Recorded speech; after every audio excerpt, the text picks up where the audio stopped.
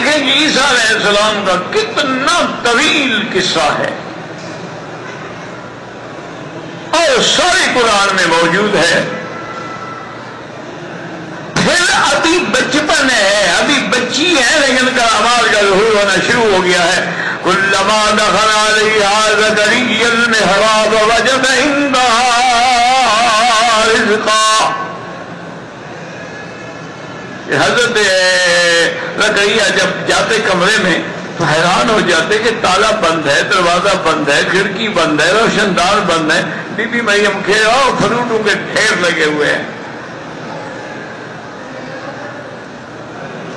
حضرت زکریا پیغمبر ہے، حیران ہو گئے. مانا ہے کہ علم غیب ان کو نہیں ہے. اگر ان کو عالم الغیب ہوتے تو پتہ نہ ہوتا کہ کہاں سے آئے ہیں. پھر بی بی مریم سے پوچھنے کی کیا ضرورت تھی؟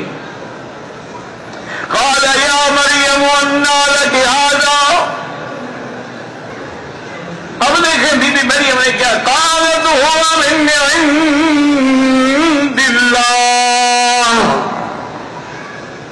انہوں نے کہا حضرت آپ پریشان کیوں رہے ہیں، اللہ نے بھیجے ہیں. وہ بی بی یہ تو موسم بھی نہیں ہے، آم ختم ہو گئے، اب یہ آم کیسے آ گئے؟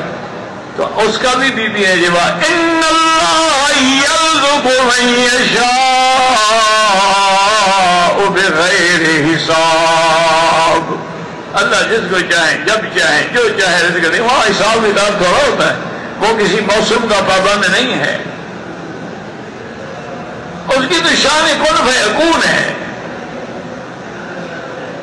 اب دیکھیں کتنا طویل قصہ مبارک ہے. پھر بی بی مریم بالغ ہو گئی، جوان ہو گئی، بیٹھی ہیں اور جبریل علیہ السلام آتے ہیں. وہ دور سے دیکھتی ہیں. قالت انی اعوذ بالرحمن منک ان کنت تقیا. آنے والوں میں اگر تو اللہ سے ڈرتا ہے میں پناہ مانگی، میرے قریب کیوں آ رہے ہو؟ تو باحیا لڑکیاں کسی غیر آدمی کو قریب آنے سے بھی ڈرتی ہیں.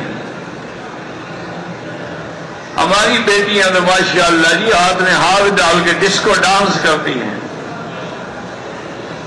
یہ کس نے کہا ہے آپ کو کہ عورتیں ہیں؟ ان کو عورت نہ کہا کرو. عورت کا معنی ہے چھپی ہوئی چیز، چھپانے والی چیز جو اوپن ایئر تھیٹر ہو. اس کو عورت کہنے کا کیا حق ہے کسی کو؟ لفظ عورہ جو ہے یہ عربی ہے، یہ کوئی ہندی سندھی اردو کا لفظ نہیں ہے. عورت الرجل من السرۃ الى الرکبۃ وعورت المرأة من الراس الى القدم. حضور نے فرمایا کہ عورت مرد کی جو ہے ناف سے لے کر گھٹنے تک، یعنی یہ جگہ چھپانی ضروری ہے. اگر ایک انگلی بھی ظاہر ہو جائے تو نماز نہیں ہوگی.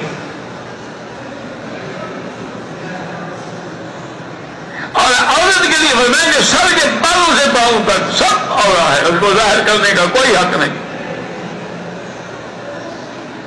وہ جو ہے نماز میں ہاتھ کھلے رہیں، وہ یہ ہے کہ بھئی ان ہاتھوں کو یا چہرے کو یا پاؤں کو نماز کے وقت کھولنا جائز ہے. یہ نہیں ہے کہ ہر وقت کھولے رکھو.